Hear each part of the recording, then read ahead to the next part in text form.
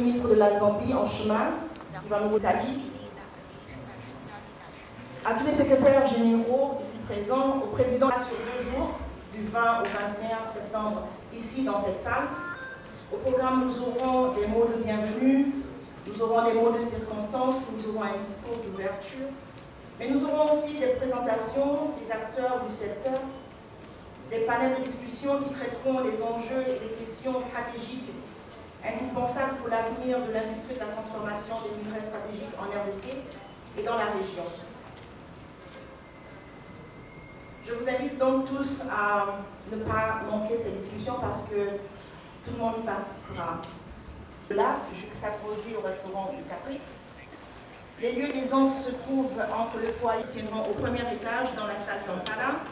Et nous remercions au passage Access House pour le sponsoring Chanel 1, 2, 3 et 1, 2, 3 pour le fond. Nous saluons aussi ce matin pour le sponsoring de ce. Il est directeur du cabinet IRG Africa et il est aussi chairman de cette session d'ouverture. Je vous demande, mesdames, mesdemoiselles et messieurs. Excellence, monsieur le gouverneur de la ville province de Kinshasa. En vos titres, rang et qualités respectifs. Bonjour. J'ai le plaisir et l'immense honneur de vous accueillir à la première édition du DRC Africa Battery Metals Forum. Le thème de cette première édition est « Créer de la richesse pour la chaîne de valeur de l'industrie des batteries métalliques en RDC et en Afrique ». Le DRC Battery Metals Forum est une rencontre qui souligne l'importance cruciale que revêt la République démocratique du Congo et l'ensemble du continent africain dans le monde des métaux pour batterie qui connaît une évolution dynamique. Au cours des prochaines 48 heures, nous nous lancerons dans un voyage d'exploration, de collaboration, de partage des connaissances en explorant les multiples facettes des métaux de batterie, de l'exploitation minière, de la durabilité et de leur impact transformateur sur notre économie mondiale. Ce forum est une plateforme inestimable pour les leaders de l'industrie, des représentants des gouvernements, des experts, des investisseurs et des innovateurs d'Afrique et du monde entier convergent pour s'engager dans un discours réfléchi et d'échanger des idées et de favoriser des partenariats qui aideront à façonner l'avenir des métaux de batterie et des technologies de stockage de l'énergie. Le programme du forum est chargé avec des sessions, des discussions de groupe et des discours d'ouverture qui donneront un aperçu approfondi et les défis et les opportunités présentés par cette industrie dynamique. Le continent africain, comme nous le savons, dispose d'une grande quantité de matières premières essentielles pour les batteries et peut les utiliser pour attirer davantage de valeur ajoutée dans les traitements de la fabrication en aval. Ainsi, avec vous, nous réfléchirons au rôle des métaux de batterie dans la création de cette richesse, pour la chaîne de valeur de l'industrie des batteries métalliques en RDC et en Afrique.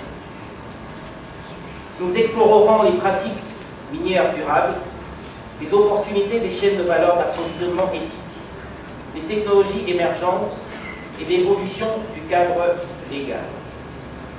En parlant d'opportunités, le projet de développement du chaîne d'approvisionnement de batteries électriques peut ouvrir la voie à des investissements ouverts et transparents pour construire une industrie durable et à valeur ajoutée en Afrique et en RDC et créer une transition énergétique juste pour les travailleurs et aussi pour les communautés locales. Il permet aussi aux pays d'accroître leurs exportations, attirant ainsi davantage de capitaux internationaux. Et ça peut aussi entraîner une croissance économique et une amélioration de la balance commerciale, ainsi que la génération des recettes fiscales et la création d'emplois. Cependant, cette valorisation locale dont nous parlons et cette création de richesses s'accompagnent aussi avec des défis, notamment le déficit d'approvisionnement en énergie que connaît la sous-région, les contraintes liées aux infrastructures de valorisation, le manque de compétences et la nécessité d'identifier et d'accéder au marché sur les produits des valeurs locales. Dans ce cadre, les discussions et les collaborations forgées ici ont le pouvoir d'influencer non seulement le secteur d'énergie renouvelable, mais aussi les efforts mondiaux les plus vastes pour lutter contre le changement climatique. Alors que nous nous entamons ensemble dans ce voyage passionnant, je vous encourage, mesdames et messieurs, à vous impliquer activement, à poser des questions, à partager de votre expertise et à créer des liens et forger des partenariats qui pourront non seulement propulser la RDC et l'Afrique vers un avenir alimenté par des sources énergétiques plus propres et plus efficaces. Vous aurez l'occasion de discuter avec des panélistes et des experts de premier plan et de contribuer de manière constructive aux discussions qui peuvent changer la trajectoire du rôle de la RDC et de l'Afrique au cours de ce changement mondial décisif vers un avenir plus vert et plus durable pour tous. Une fois de plus, au nom du comité d'organisation, je vous souhaite une chaleureuse bienvenue à chacun d'entre vous. Votre présence ici aujourd'hui témoigne de votre engagement en faveur d'un changement positif dans l'industrie des métaux pour batterie. Donc tirons le meilleur de cette occasion unique d'apprendre et de travailler en réseau et de nous inspirer mutuellement. Merci et bon forum à tous.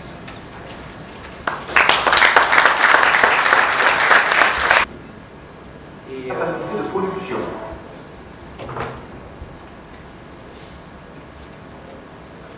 Maintenant, j'aimerais bien inviter les organisateurs de ce forum. J'aimerais bien inviter M. Mandanda de venir pour donner un mot de circonstance.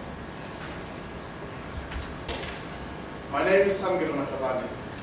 It is with immense pride that I welcome you to the first inaugural DRC Africa Battery Metals Forum. We gather here this morning in the heart of Africa to witness the making of history. We are here to chart a new course for the DRC's battery metal industry. As you know, the DRC government is on a drive to upend existing global mining value chains to ensure that its people see direct benefits of their mineral wealth.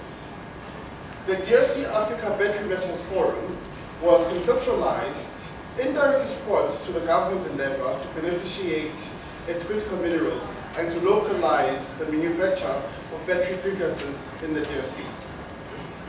Themed Creating Wealth for the DRC and Africa's battery metals industry value chain, the forum will chart a prosperous path for the battery metals industry in the DRC and across the continent. As the world undertakes the just energy transition, the DRC finds itself at the heart of the action.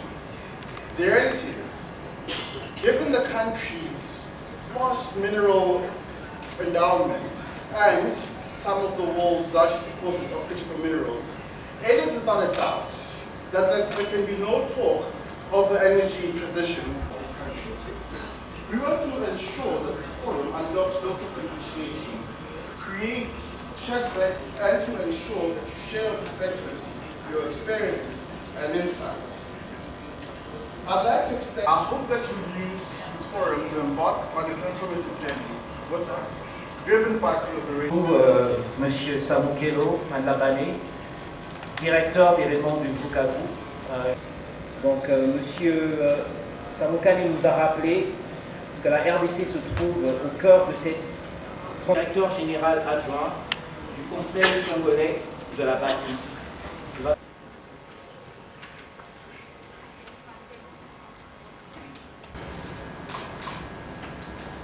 L'un des rendez-vous les plus importants à ne pas manquer en cette année 2023, les Battery Metals Forum de ce 20 et 21 septembre 2023 en État. Je suis en effet très heureux de prendre la parole du haut de cette tribune à ce premier rendez-vous du Forum sur les métaux verts qui entrent dans la composition des batteries. Après la DRC Africa Business Forum, activité organisée par le gouvernement de la République démocratique du Congo, en novembre 2021, sous les hauts patronats de son Excellence Monsieur le Président de la République, j'ai cité son Excellence Félix Antoine Tshisekedi. Distingués invités, mesdames et messieurs, la République démocratique du Congo s'est fixé un dessin, celui de l'inversion de la tendance que d'aucuns qualifient de ce jour des contrastes entre l'abondance des ressources naturelles, la diversité des opportunités et du potentiel économique et l'extrême pauvreté qui caractérise son peuple. Comme en témoignent certains rapports des organismes des Nations Unies, des organismes non gouvernementaux, de la société civile et du vécu quotidien de sa population. C'est ainsi qu'il a plu au gouvernement de la République de mettre en place le projet de développement d'une chaîne de valeur de batterie autour de l'industrie des batteries électriques qui rentrent dans la vision minière africaine qui vise l'exploitation équitable et optimale des ressources minières en vue d'une large croissance durable et d'un développement économique soutenu. Cette ambition transformatrice est possible que si les dispositions pertinentes de la législation congolaise en matière minière sont mises en contribution et ainsi lui donner corps.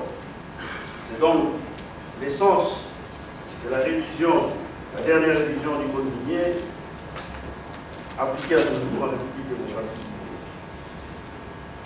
La République démocratique du Congo offre à l'humanité la solution par ses dotations en ressources forestières et minérales. Notre pays est le deuxième poumon mondial grâce à sa forêt. Il dispose des réserves minéraux stratégiques pour lui et critiques pour d'autres qui rentrent dans la fabrication de batteries et véhicules électriques qui sont essentiels à la transition énergétique et qui contribuent à la mobilité bas carbone.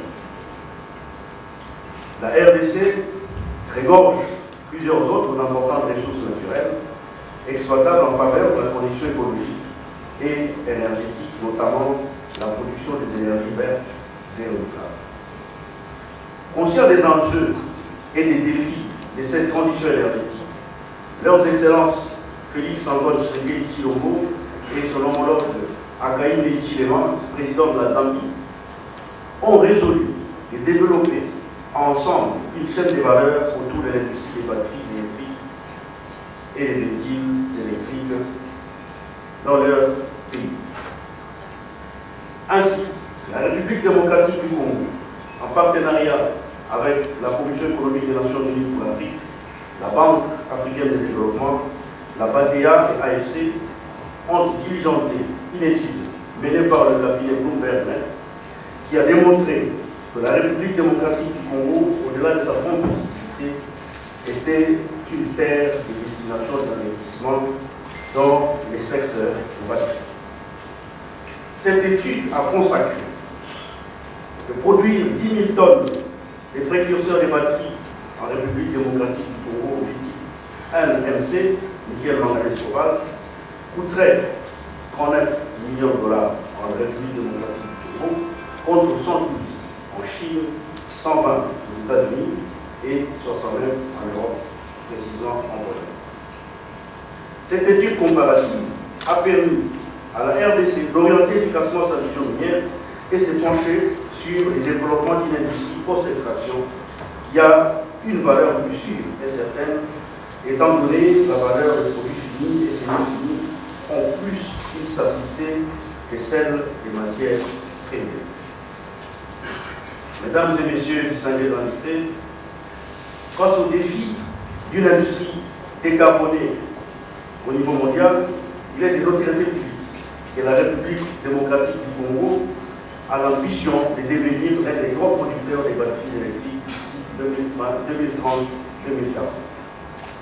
Comme elle est aujourd'hui premier producteur mondial du cobalt, demain premier producteur du nickel et du lithium, minerais essentiels pour la composition des batteries électriques et de la mobilité bas carbone, et que pour cela, les différentes parties prenantes se doivent de travailler rapidement à la mise en place des structures et organes de gestion, ainsi qu'accompagner techniquement et financièrement les grandes ambitions de la République démocratique du Congo. Il vous souviendra que lors de la DRC Africa Business Forum, quelques résolutions ont été prises dont la mise en place d'un cadre de gouvernance de cette grande ambition de la République démocratique du Congo. Il s'agit ici donc de l'instauration du Conseil congolais de la batterie qui a été mis en place depuis décembre 2022. Le Conseil congolais de la batterie qui a pour mission d'identifier les partenariats pour attirer et promouvoir les investissements, l'innovation et la technologie pour transformation des minerais stratégiques qui entrent dans la fabrication des batteries, assurer l'approvisionnement en matières premières aux industriels du secteur de la fabrication des batteries, proposer et mettre en œuvre des normes de production des précurseurs des batteries, des véhicules électriques, proposer et mettre en œuvre des normes de production des matières premières qui entrent dans la fabrication des batteries et précurseurs électriques et des véhicules électriques, accélérer le commerce et la collaboration intra-africaine pour libérer le potentiel du continent africain dans sa politique et sa vision minière. Initier des missions de sensibilisation avec le partenaire pour promouvoir des échanges des idées novatrices afin de garantir durablement la contribution à l'économie congolaise et la dite chaîne de valeur. Produire des études et données statistiques, des informations relatives à la chaîne de valeur des batteries et les mettre à la place publique pour information et consommation utile. Collaborer pour les comptes de la République démocratique du Congo avec des partenaires extérieurs et intérieurs. Le Conseil congolais de la batterie a également la mission de mettre en place des outils financiers pouvant permettre à l'épargne nationale congolaise d'intégrer l'investissement dans la chaîne des valeurs, le développement de la chaîne des valeurs des batteries au regard d'une industrie qui mobilise suffisamment de capitaux. Mesdames et messieurs, il avance à dire, la République démocratique du Congo est sur une bonne orbite et aujourd'hui se présente comme pays solution au regard de ses dotations minières et forestières. Mesdames, Mesdemoiselles et Messieurs, vive le Conseil congolais de la batterie, vive la République démocratique du Congo de Félix Antoine Tshisekedi Tshilombo. Je vous remercie. Congo et la République de la Zambie. Et aussi parler du rapport Bloomberg que je vous demande aussi si vous n'avez pas encore. Quand on parle des compagnies minières ici en RDC, on parle bien évidemment d'une des plus grandes compagnies minières ici en RDC.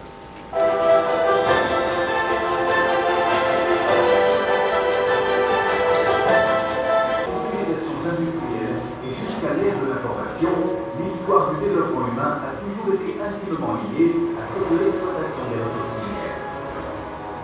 Celui qui contrôle ces ressources mérite aussi la vie. Louant une vie millénaire, faisant preuve de sagesse et d'innovation, CMOC donne un nouveau souffle à cette activité millénaire qu'est l'industrie minière.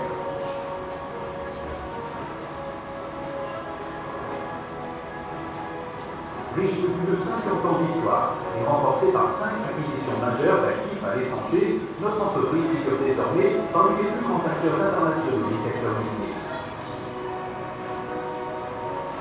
Après son introduction sur les bourses de Hong Kong et de Shanghai, CMOC a su mettre en avant un modèle d'exploitation moderne basé sur le principe minéraux plus commerce. Sur la scène internationale, l'entreprise a mené à bien des fusions et acquisitions, tandis qu'au niveau interne, elle a su perfectionner ses méthodes managériales. Monsieur Joy, si vous voulez venir, s'il vous plaît. Merci.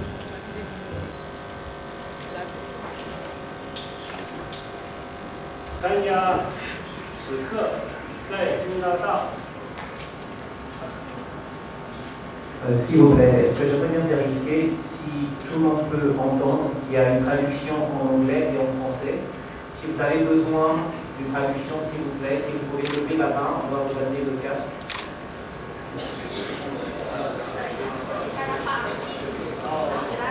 Levez la main s'il vous plaît, comme ça vous pourrez bien entendre. Excusez-nous par rapport à ça. On va, s'il vous plaît. Continuez, je vais l'envoyer en voie de chose.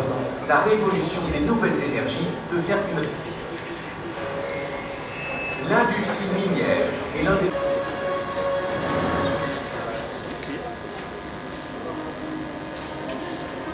L'humanité. 尤其是集团在刚果金的公司中国中美创业股份有限公司及中央向共和国总统阁下、总理阁下表达我们诚挚的敬意，预祝本次盛会取得圆满成功，祝愿共和国总统阁下发起的在本国上市公司的愿景是成为受人尊敬的现代化世界级制约公司，已从传统矿业公司转型为专注于新能源技术的多元化公司基本技术贸易业务，位居全球前列。多样牧业资源将极大的稳定和满足全球新能源电池供应链高速增长的需求，为公司进一步获取资源、市场和融资保驾护航。此外，连续6年全球第一，市场占有率超过1/3的联合，双方共同建立了投资平台 ACC， 重点关注微 ACC 希望在能源转型的风口，利用双方联合带来的技术化加工，除了增加税收收入，创造新的就业岗位，通力合作，继续致力于负责任的矿业生产和贸易，克服电力、基础设施和物流方面的不足带来的困难和障碍，为共和国工业化和现代化的新篇章。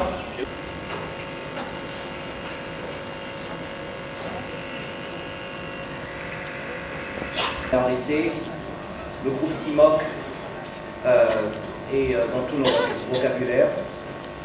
En 2022, le groupe a produit 254.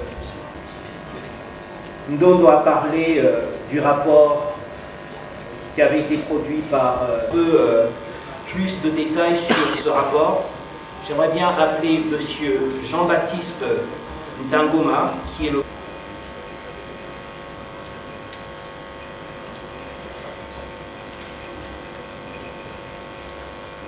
demandé de faire une réflexion générale, un aperçu du marché des métaux de batterie en RDC.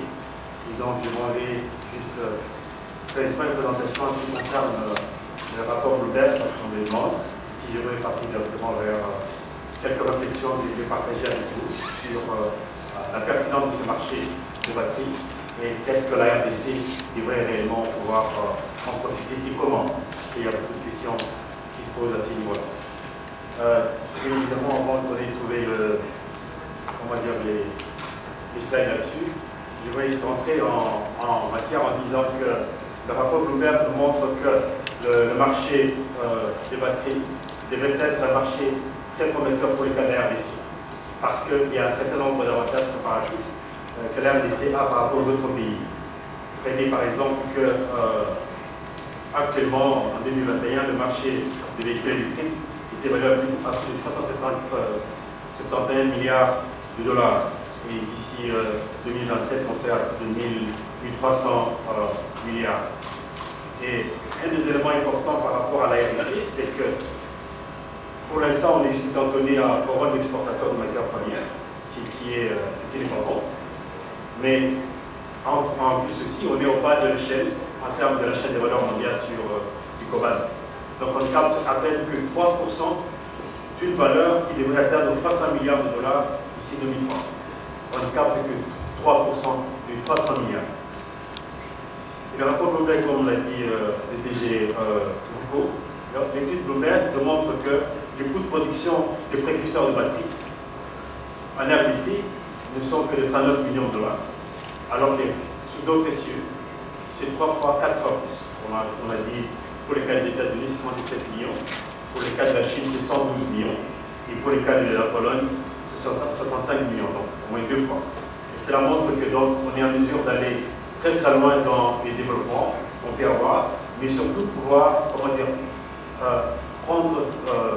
capitaliser cet avantage comparatif que nous avons maintenant.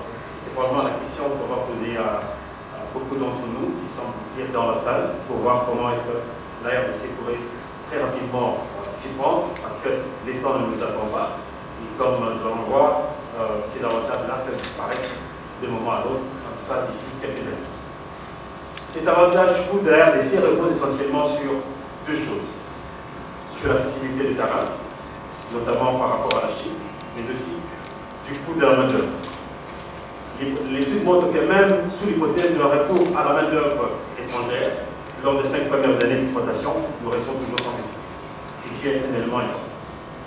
Le problème, c'est le coût de l'électricité, qui devient plus élevé à l'RDC, avec nous en avons en dotation potentielle à 100 000 MW. Et la première question de savoir, est-ce que nous allons continuer à garder l'électricité comme étant une ressource, un bibelot à observer, où il faut l'exploiter? Quand est-ce qu'on va commencer la construction de Inga, notamment pour permettre d'avoir suffisamment d'énergie électrique et booster le marché de véhicules électriques? Ça, c'est la grande question qui doit se poser, à laquelle on doit trouver une réponse rapidement.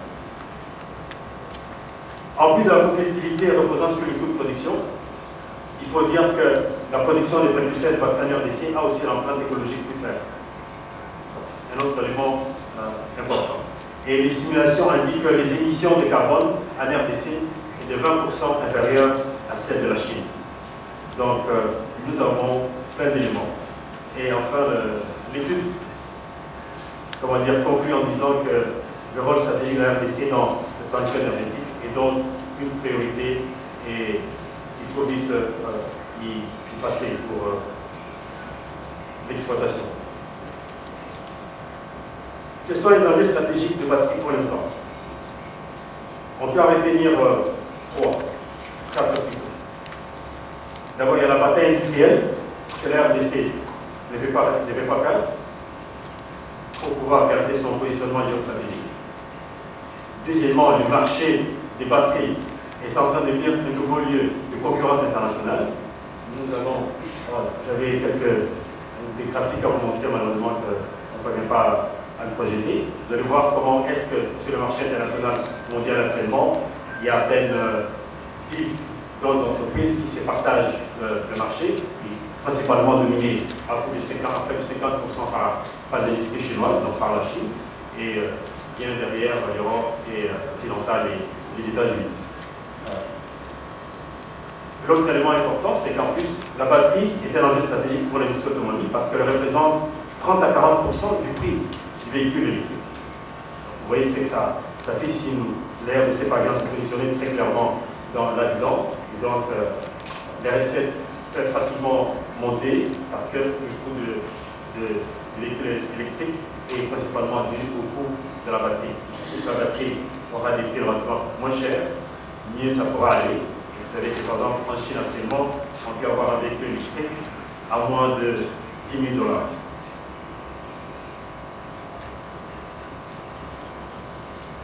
Selon les principales tendances du marché actuellement, je vais aller là-bas pour essayer de montrer comment est-ce que nous devons aller rapidement conquérir le marché. On peut observer que, par exemple, en 2022, on a produit 10,5 millions de voitures électriques qui ont été vendues dans le monde. 10,5 millions de voitures électriques contre un total de 53 millions de véhicules vendus dans le monde. Cela veut dire qu'entre 2017 et 2023, il y a une forte évolution sur le marché mondial de véhicules électriques. Et donc, on est passé du rapport en 2017 de 1 véhicule électrique sur 70 véhicules thermiques à un véhicule électrique aujourd'hui en 2022-2023 pour 7 véhicules seulement, à propulsion. Donc on voit comment est-ce que le rythme de croissance de l'industrie est en train d'avancer. Et malheureusement, faute d'avoir ce graphique-là, vous avez pu voir que par exemple, en 2013, la part des voitures électriques dans les ventes mondiales représentait 0,2% de tous les véhicules. Ça est passé à 1% déjà en 2017, en 2003, et en 2022, nous sommes déjà à 13%. On estime que d'ici 2035, par exemple, on va être autour de 40-50% et 35-40%. Le nombre de véhicules électriques devrait dépasser les véhicules à thermique. Les véhicules thermiques. Un des éléments importants par rapport à ça, donc en termes d'opportunités, est-ce qu'on peut observer, on regarde que sur base des tendances qu'on observe, de recherche et de prévisions existantes jusque-là, plusieurs projections peuvent être faites en termes de festiviser sur ce marché mondial de véhicules électriques. Premier élément, c'est la forte croissance du marché électrique, comme je l'ai dit. Deuxièmement, c'est la forte évolution de la technologie des batteries améliorées. Troisième élément, c'est les diverses offres des véhicules électriques. Quand on regarde actuellement, on se rend compte qu'on a que la gamme des véhicules électriques qui sont actuellement vendus est en train d'augmenter. On a plus de 300 types différents de véhicules électriques. Ce qui montre que donc, comme les recherches sont en train de progresser, dans les années à venir, on pourrait avoir des gammes beaucoup plus larges que comme on les a dans les cas de véhicules thermiques. Et puis il y a l'évolution sur les infrastructures de recharge. On constate que par exemple tous les bornes de recharge sont en train d'augmenter à un rythme très très élevé. Et malheureusement, même si ça coûte cher, mais malheureusement quand on regarde le continent africain, il y a presque très peu, il y en a très peu. Je ne sais pas il y en a combien en RDC. Je vais avoir demandé aux experts combien nous pouvons en trouver actuellement, alors que dans d'autres pays, c'est en train de prendre une vitesse de croisière. Et ça fait partie des éléments qui vont justifier comment est-ce que nous pourrons capter ces milliards de dollars qui seront sur ce marché. Et donc nous voyons que nous sommes très largement en retard. Un des éléments clés de l'évolution du marché des véhicules, c'est notamment les questions politiques et de réglementation. On constate qu'il y a toute une série de normes qui sont implémentées dans d'autres pays. Et malheureusement, pour les cas de la RDC, un des points d'achoppement, des faiblesses, c'est l'absence de réglementation. Donc on observe par exemple que beaucoup de pays qui sont en train d'avancer dans les domaines ont édicté cet nombre de normes qui les permettent notamment d'avancer, notamment quelques exonérations en matière de déportation de véhicules électriques, des exemptions sur les plaques d'immatriculation, il y a toute une série d'exemples pareils sur ce point-là. Alors, parmi les opportunités que la RDC devrait pouvoir tenir, nous avons identifié 5. Je vois que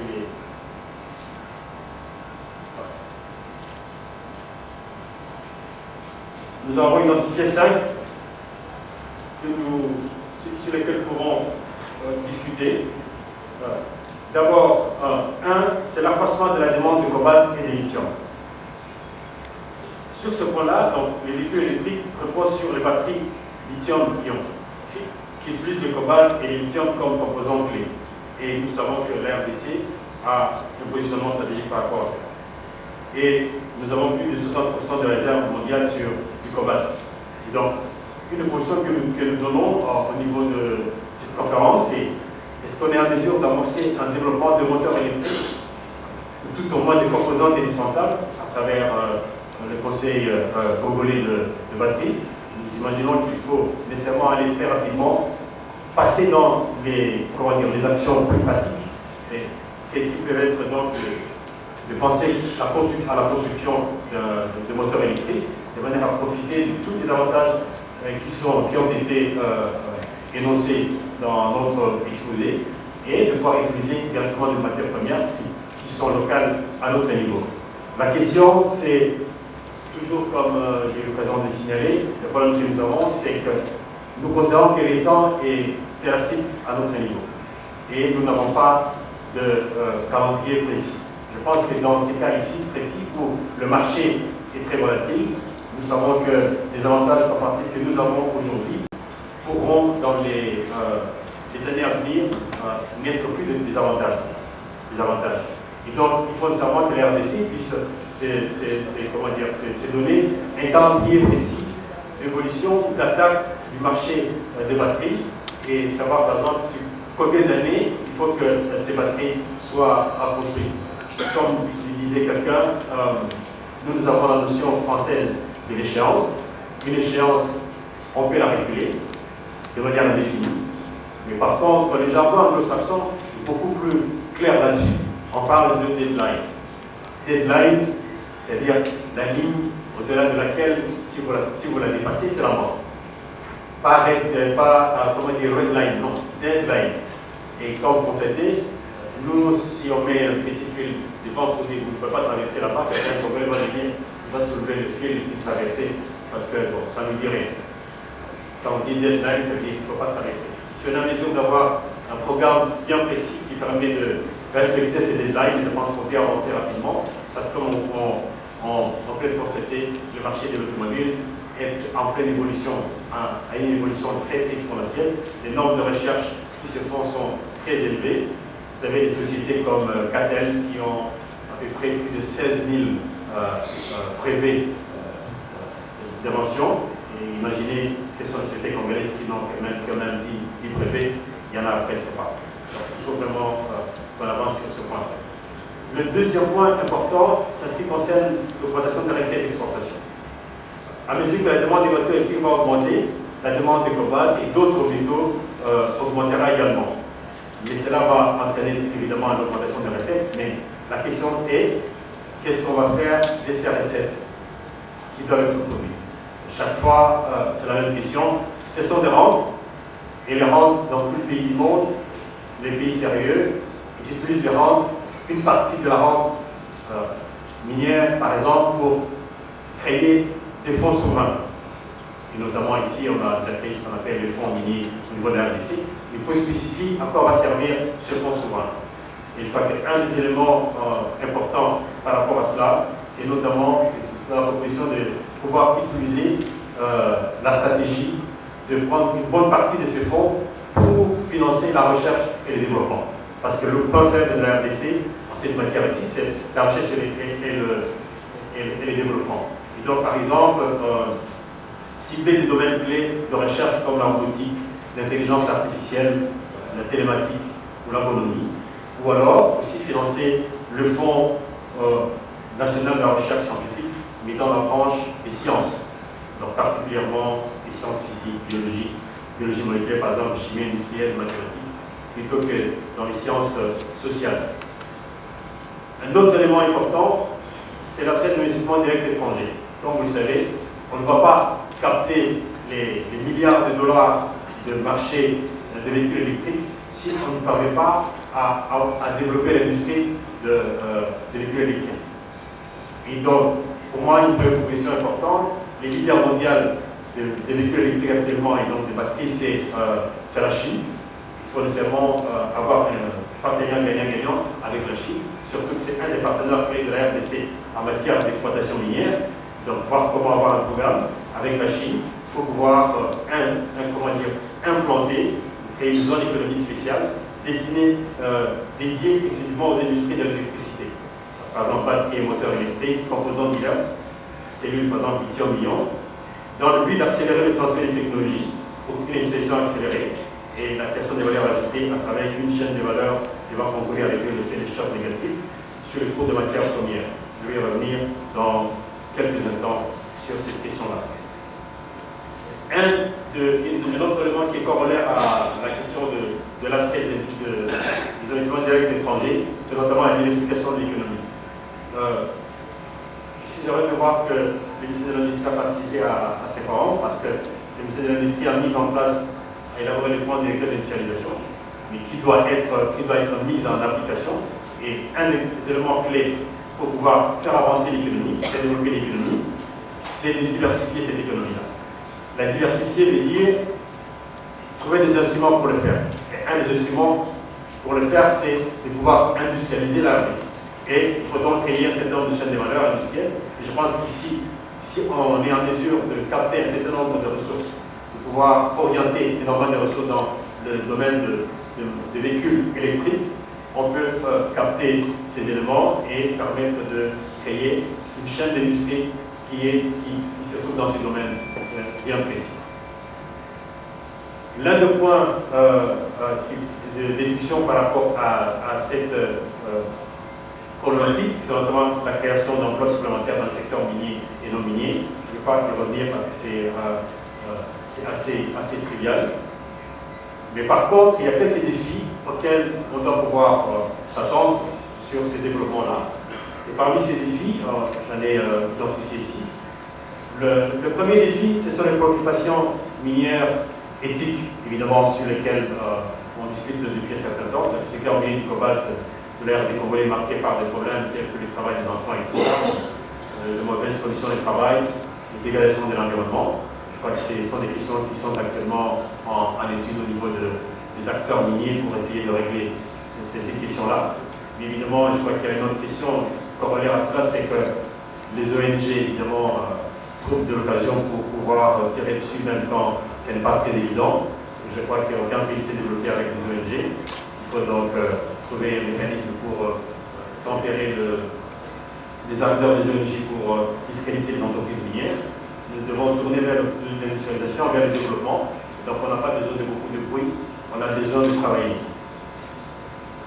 Le deuxième point, c'est la question qui porte sur, le deuxième défi, c'est la question qui porte sur la volatilité du prix de produits de base. Nous savons que la dépendance à l'égard de l'exploitation des produits de base a un point faible, c'est faire face à des chocs négatifs. Et la RDC ne contrôle pas suffisamment pas de contrôle sur le cours de matières premières, notamment sur les cuivres, le cobalt et autres. Or, lorsqu'on regarde la situation actuellement, telle que l'évolution du cours se présente et la situation économique sur le marché des véhicules électriques, il y a deux éléments importants à mon avis. L'un des principaux axes de développement consiste donc, par exemple, à réduire la part du cobalt utilisée pour la fabrication des cathodes. Ce qui conduirait in fine à la baisse du cours du cobalt dès que la technologie est trouvée. Donc, par exemple, la RDC doit réfléchir à cela, regardez d'ailleurs que le cours du cobalt va nécessairement baisser d'un moment à l'autre. Et qu'est-ce qu'on fait pour pouvoir pallier à cela? Ça, c'est inévitable.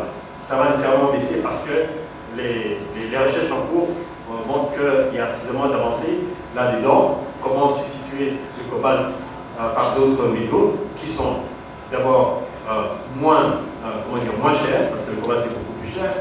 Donc, les études vont faire que d'un moment à l'autre, le cours du cobalt va pouvoir baisser et les recettes qu'on attendait de la RDC vont pouvoir disparaître. L'autre élément qu'il faut, c'est le niveau de volatilité du prix. C'est certainement surveiller les métaux jugés critiques. Parmi cela, il faut voir par exemple le nickel, il faut voir aussi les cuivres, parce qu'environ 96% de ressources en cuivre identifiées en 2010 seront extraites d'ici 2055.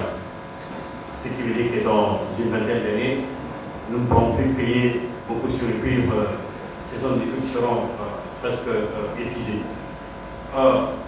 Or, nous savons qu'un véhicule électrique embarque 3 à 9 fois plus de cuivre qu'un véhicule à moteur à explosion. Donc nous avons intérêt à avoir un contrôle suffisant sur le cuivre parce que si nous voulons rentrer dans le marché des véhicules électriques, vous savez très bien donc que le cuivre est un élément important dans cette opération. D'ailleurs, je crois que ça représente près de 30%, 40% dans la structure de véhicule. Les besoins d'infrastructure, comme troisième défi. Pour tirer profit du boom des véhicules électriques, donc du problème des batteries, l'RD Congo devrait donc remédier aux carences infrastructurelles. Comme nous savons, nous n'avons pas répété cet élément-là. Je crois qu'une des questions cruciales, c'est la question notamment de ressources énergétiques. Vous n'allez pas, par exemple, construire de bornes infrastructures de pour alimenter charger les véhicules électriques si on n'a pas d'électricité. Or, pour construire Inga 3, ça nous demande 36 mois. En 36 mois, 3 ans, on est en mesure de construire Inga 3 et continuer à relever. Je ne pense pas que c'est un miracle pour construire Inga 3. C'est quelques milliards de dollars et le travail est fait. C'est le travail du gouvernement de voir comment le faire rapidement. Sinon, je crois qu'il y a deux défis importants par rapport à cette question énergétique.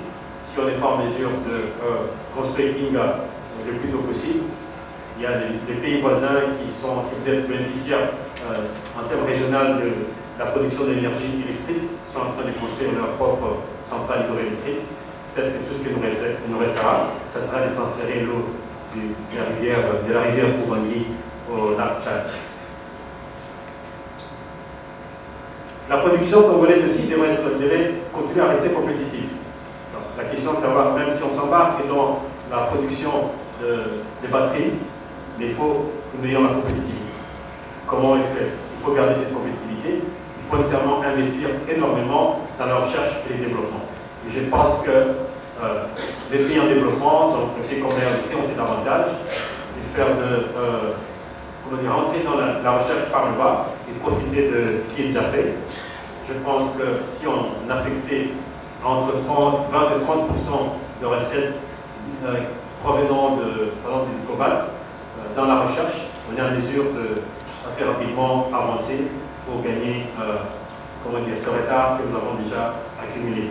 Vous savez que même les pays occidentaux sont en retard par rapport à la Chine en ce qui concerne la construction de véhicules électriques. Ils sont tous conscients que pas avant 2040, nous pourrons atteindre le retard qu'ils ont accumulé. Et maintenant, si on doit parler de nous, qu'est-ce qui se passerait? Je vous laisse trouver la réponse. Et l'autre élément important en termes de défis, c'est dans la conclusion de mon exposé, c'est notamment les nouvelles chimies qui sont en développement et qui pourraient potentiellement bouleverser le marché mondial des véhicules électriques. C'est notamment le cas de la batterie tout solide, qui constitue la priorité des efforts en recherche et développement actuellement, des spécialistes comme SAP par exemple, Total et d'autres grandes industries. Et donc, il reste en termes de conclusion par rapport à cette réflexion, de dire, est-ce que la RDC a une vision claire sur le marché de véhicules électriques? Est-ce que tout ce qui a été décidé au niveau du Conseil congolais de batterie rentre dans la logique d'une vision claire pour permettre à ce que le marché des véhicules et donc le marché des batteries soit effectivement capté et qu'il ne soit pas comme on l'a connu, on le connaît actuellement avec le marché de fonds verts. Avec le fonds vert où il y a des milliards qu'on fait miroiter à la RDC, on compte pas toujours pas à capter. Est-ce que ça ne sert pas la même chose pour les cas des batteries? Ça serait très regrettable parce que la fenêtre d'opportunité pour le développement de la RDC, pour sa industrialisation, se trouve du côté des batteries électriques. Et si on ne parvient pas à réaliser un saut qualitatif important, très rapide dans les mois qui viennent, la fenêtre aussi va se refermer. La deuxième préoccupation, c'est de savoir si la RDC veut capter le marché des véhicules et donc des batteries, sur quel axe de recherche la RDC va-t-elle se concentrer. Actuellement, au niveau technologique, 4 axes principaux de recherche sont en cours. Le premier axe, c'est l'augmentation des performances en termes d'énergie et de puissance des batteries. Le deuxième, c'est la baisse des prix des batteries. Le troisième, c'est l'amélioration de la sécurité et de la fiabilité des solutions lithium-ion. Et la quatrième, c'est l'amélioration de l'empreinte environnementale de leurs produits et la chaîne d'approvisionnement, donc la RSE. Donc, la question de savoir sur les 4 possibilités de développement, lequel la RDC pourrait se concentrer. Évidemment, on ne va pas prendre la quatrième, c'est trop facile, ça ne permettra pas d'avancer beaucoup plus fondamentalement dans l'industrialisation parce que si on doit se développer, on doit prendre un axe beaucoup plus puissant, notamment l'axe qui porte sur l'augmentation de performance des batteries, ou alors sur la question de sûreté.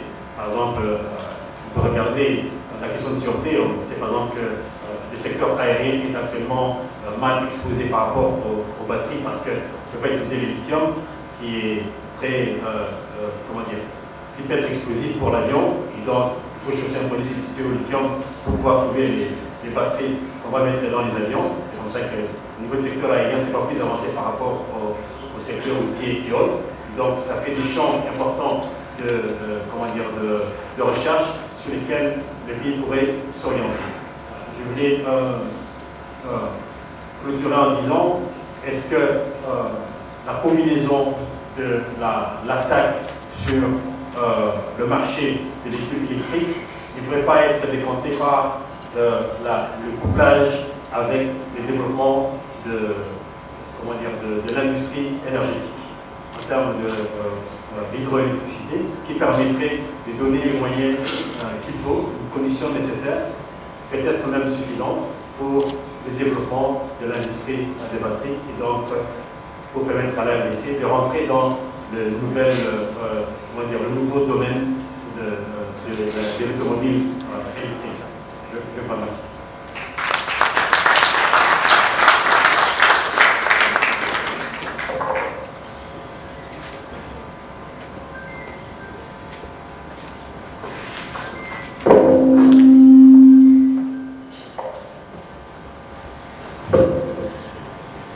Une fois de plus encore, merci professeur Jean-Baptiste Ngoma pour cette intervention pertinente sur la chaîne de valeur de l'industrie des batteries en RDC.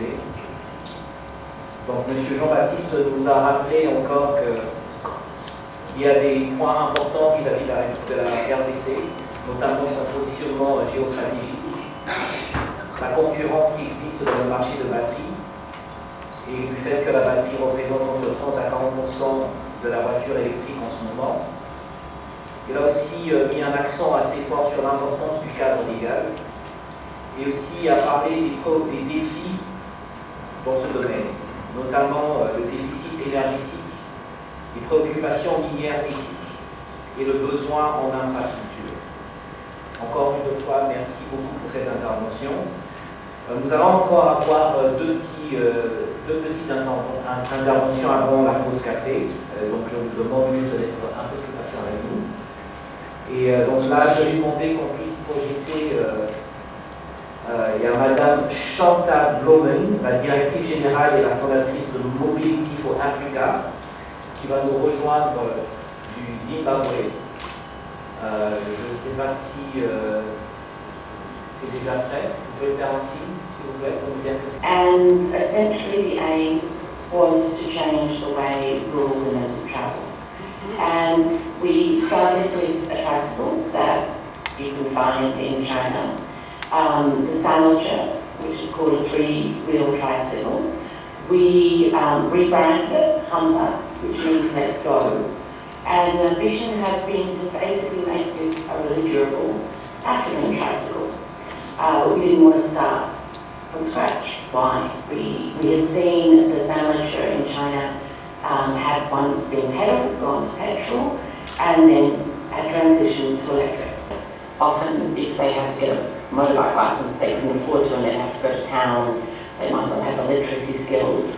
So we developed a 5-day training course, which has our potential ecosystem that never sees a vehicle. Our other, there's a lot about renewable energy, but the thesis was instead of just looking at those who could afford the tricycle, of power. So at the moment our largest fleet is 60 tricycles and it services a 60-kilometre radius.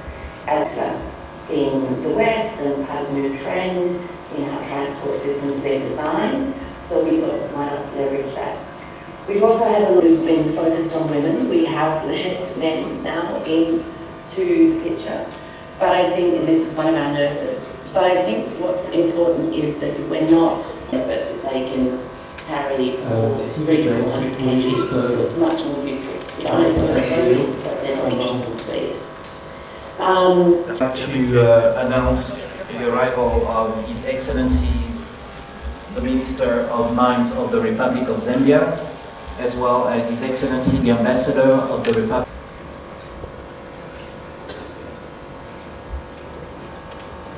Comme vous le savez, la Zambie est un partenaire important de la République démocratique du Congo. It started to make rural areas more dynamic. And I know Congo, I've been and travelled through Congo, I know it has huge logistical barriers. You know, there aren't a road being built down to Mbashi connecting the country, but hopefully there are major roads, but that are linking small scale farmers and their produce and better leveraging, because we cannot just continue with unvetted urbanisation.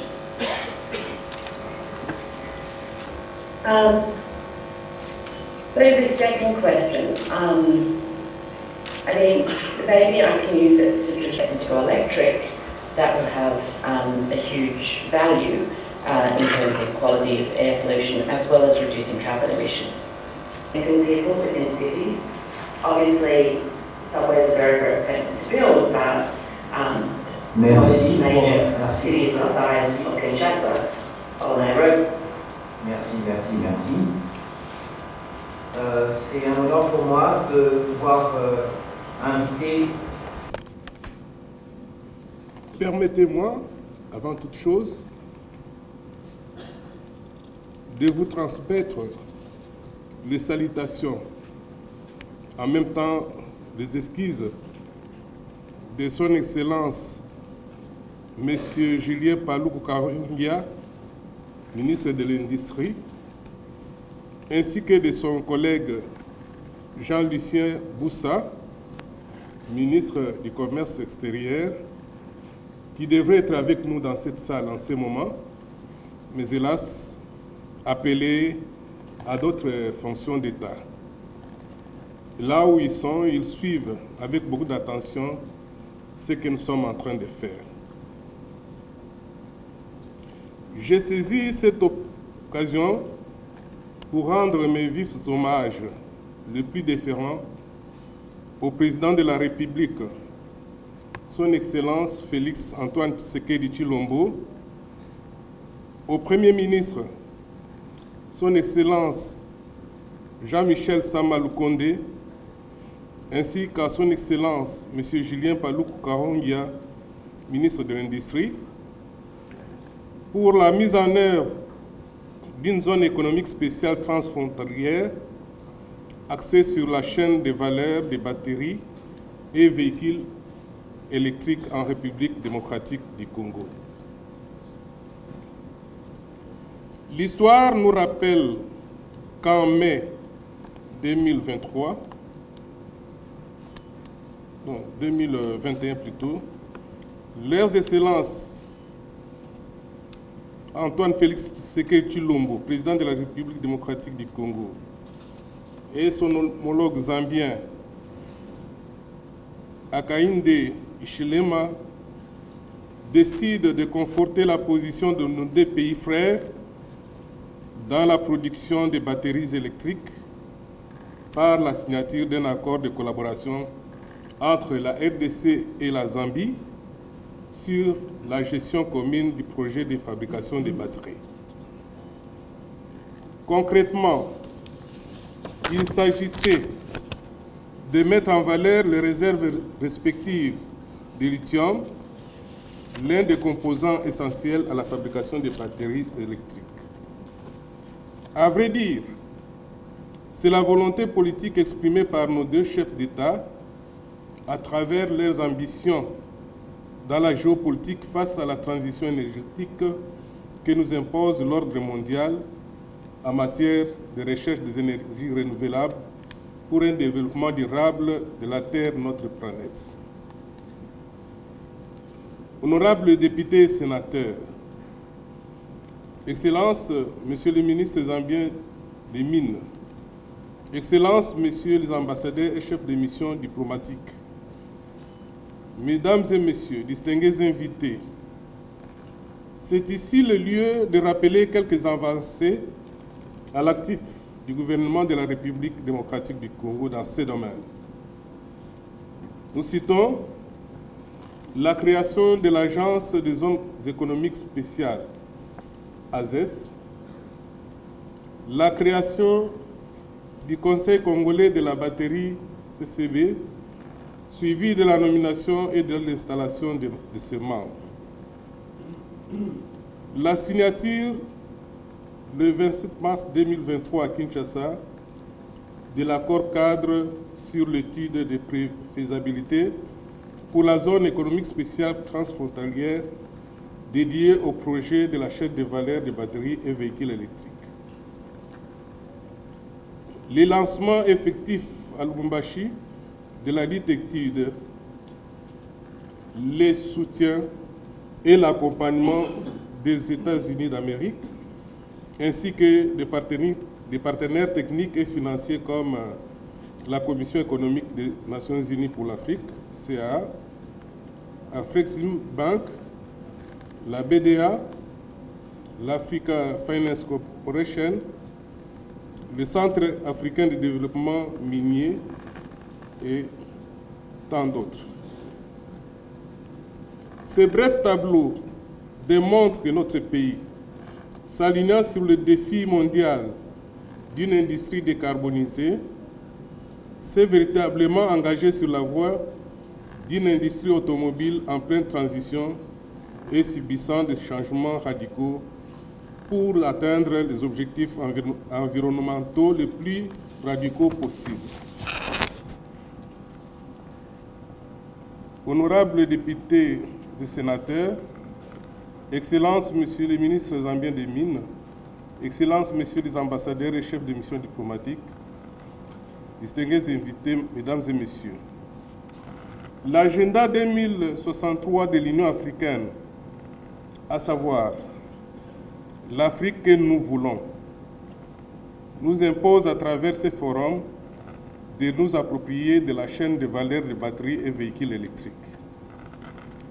Pour y parvenir, je vous invite donc de nous souder autour de cette initiative salvatrice du Forum RDC-Zambie en axant nos échanges de ces 2 jours sur la possibilité de créer des richesses dans la chaîne de valeur de l'industrie des métaux, des batteries en République démocratique du Congo en particulier et en Afrique en général, pour une croissance durable et un développement socio-économique de nos populations locales. Cette ambition n'est réalisable que si nous posons les jalons d'une industrialisation inclusive, équitable et durable, tel que prévu dans le plan directeur d'industrialisation PDI et les documents de la politique et des stratégies industrielles DEPSI, des outils déjà adoptés par le gouvernement de la République. C'est cela la volonté exprimée par notre gouvernement dans sa disponibilité à soutenir cette dynamique d'amélioration continue de la productivité, de la compétitivité, de l'intégration de l'industrie, de la croissance et de l'emploi, plus particulièrement dans ces domaines précis de batteries et de véhicules électriques. Notre pays est à ce jour face à un enjeu crucial, celui du rôle qu'il est appelé à jouer en sa qualité de principal producteur de cobalt et de lithium, mais aussi dans la mise en place effective d'une usine de précurseurs de batteries et véhicules électriques. Profitons donc de ce forum pour réfléchir concrètement sur autant de questions liées à la vision minière africaine, à l'intégration industrielle, à la transformation des matières premières, à l'approvisionnement durable et au financement de la chaîne de valeur des batteries et véhicules électriques pour nous approprier cette initiative qui a pour vocation première de hisser notre nation et les autres pays africains vers l'émergence tant attendue. honorables députés et sénateurs, Excellences, Monsieur le ministre zambien des Mines, Excellences, Messieurs les ambassadeurs et chefs de mission diplomatique, distingués invités, Mesdames et Messieurs, c'est en ces mots que je lance ce jour les travaux du Forum RDC Afrique sur les métaux de la batterie. Que vive la République démocratique du Congo, que vive la République de Zambie, que vive VUCA Group, plein succès au Forum Afrique sur les métaux de la batterie. Je vous remercie. Merci beaucoup, Monsieur le Secrétaire Général. Je vais juste vous demander de vous mettre à côté des autres interlocuteurs. Madame Marie-Chantal, Your Excellencies, for the official picture for the forum, if you could just please come to the stage, Your Excellencies.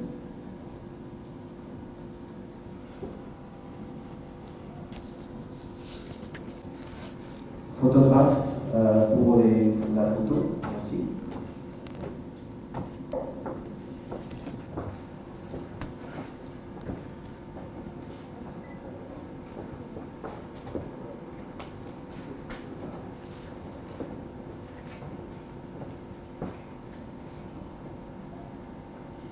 Merci Joaquin pour cette séance d'ouverture. Ladies and gentlemen, thank you so much for being here this morning. This is just the first activity of the day. We thank you all for being here this morning. We're going to take a short break, 15-minute break as you go out of the room just by the foyer. Please help yourself. Make sure that you take your own belongings, your phones, your iPad, your laptops, and every precious element you might have with you.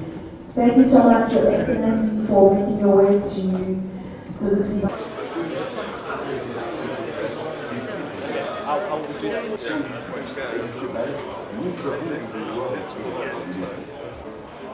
I was born in the Congo and I've spent about 30 years. There's a city near Lubumbashi called Bukavu. I was born in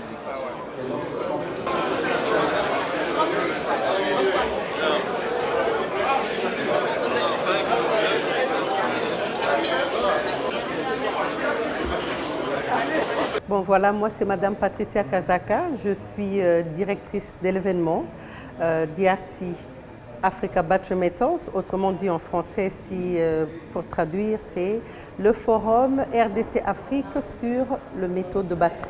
Donc le forum vise à créer une nouvelle industrie en RDC et en Afrique pour la création d'une chaîne des valeurs où nous serons en mesure de promouvoir les ressources naturelles de la RDC et en Afrique en particulier. Donc, créer une nouvelle industrie, comme je disais, une nouvelle industrie sur le métaux de batterie.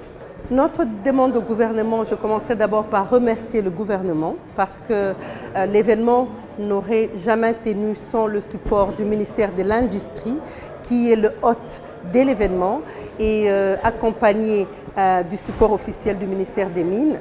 Donc voilà, notre demande au gouvernement serait de nous accompagner, d'accompagner la RDC. Je suis une fille du terroir, je suis congolaise. Ça fait plaisir de voir que nous sommes capables de réunir des personnes pour élever et mettre en valeur nos richesses en créant une nouvelle industrie qui va propulser la RDC aussi dans nos visions, la vision de chef de l'État et de la RDC en Afrique en particulier. Donc nous demanderons un accompagnement, un support et voilà, ça sera notre demande.